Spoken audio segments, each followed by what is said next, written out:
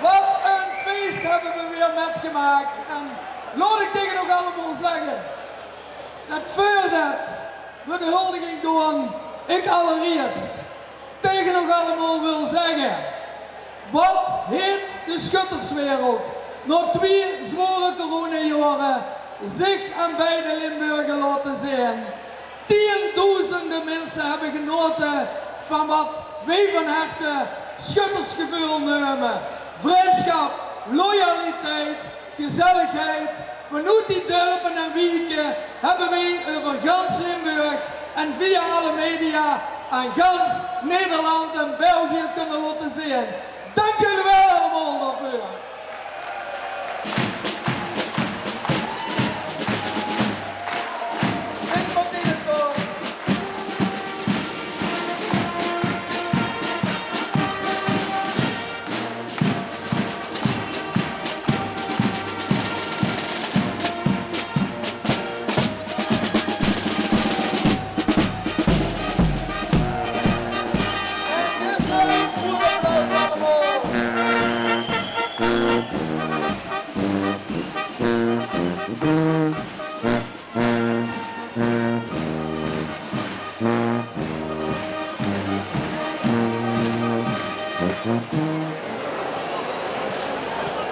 Alle leden van de schutterie van Born, ik vroeg ook om heen nou naar boven te komen voor de huldiging van de winnaar OLS 2023.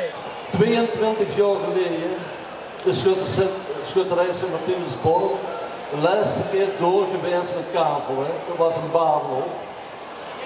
We zijn een paar jaar zijn we aardig bezig met schieten. Mede door het fantastische werk van was Hans. Hans, kom eens de chef kunnen voor, jong. Hans Akkermans. Ik durf rustig te zeggen, is een hele bekende naam in de schutterswereld. En die heeft ons het schieten geleerd, voor een paar jaar door. We hebben ons voor het OLS gesteld een doel. Het eerste doel is die 2 keer 18 schieten, als je kent van kavelen. En dan stelt zich het doel elke run verder te komen. En dat lukt ons. Wij overhandigen Geert door onze nieuwe winnaar, Boren. Ja, maar voordat ik dat doe, wil ik natuurlijk de hele organisatie, iedereen die meegewerkt heeft en dit fantastische feest. Maar wij zijn er verbleven gaan en wij hebben dit geweldige feest hier neergezet voor het heel schutterswezen. Daar ben ik trots op. Dank jullie wel allemaal.